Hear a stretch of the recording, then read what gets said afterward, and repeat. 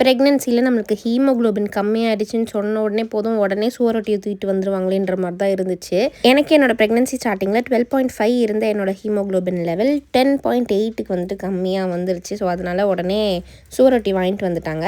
எங்கள் வீட்டில் எங்கள் அம்மா வந்து இதை நல்லா சுடு தண்ணியில் வேக வச்சு அந்த பிளட்டெல்லாம் ஃப்ரீஸ் பண்ணி அப்புறம் அதை வந்துட்டு ஒரு கிரேவி மாதிரி வந்து பண்ணி கொடுத்தாங்க. எனக்கு வந்து மட்டனோட இந்த பாடி பார்ட்ஸ் எதுவுமே சுத்தமாக பிடிக்காது. அப்புறம் மெயினாக இந்த லிவர்லாம் இருக்கு இல்லையா, அதெல்லாம் எனக்கு சுத்தமாக பிடிக்காது. அதோட ஸ்மெல்லே வந்து எனக்கு ஒரு மாதிரி வாமிட் வர மாதிரி கொமட்டுற மாதிரி இருக்கும். என் வாழ்க்கையில் எனக்கு இந்த மாதிரி ஒரு நாள் வரவே கூடாதுன்னு நினச்சேன். ஆனால் வந்துட்டு கரெக்டாக வந்துருச்சு. ஸோ இது வந்துட்டு எனக்கு எங்கள் அம்மா ரைஸ் வச்சு ஊட்டி விட்டாங்க. நான் வந்து அதை சாப்பிட்டுட்டு டேப்லெட் போடுற மாதிரி தண்ணி குடிச்சு முழுங்கிக்கிட்டேன். இது மாதிரி எனக்கு 2 வாரம் கண்டினியூஸாக பண்ணி கொடுத்தாங்க, 2 சண்டேஸ். ஸோ ஒரு சண்டே ரைஸ் கூட வச்சு சாப்பிட்டுக்கிட்டேன். அடுத்த சண்டே காலையில் பிரேக்ஃபாஸ்ட்டுக்கு தோசைக்கு வச்சு சாப்பிட்டேன். ஹீமோகுளோபின் ஏற்றுறதுக்கு முருங்கைக்கீரை, பீட்ரூட், பொமோகிரானேட்னு நிறையா இருக்குது. ஆனாலும் வந்துட்டு சுவரொட்டியில் இருக்கிற அளவுக்கு அதில் வந்துட்டு பவர் இல்லையாமா. அதனால் வந்துட்டு என்னை வற்புறுத்தி என் குடும்பமே இதை வந்துட்டு அன்றைக்கி என்னை சாப்பிட வச்சுட்டாங்க.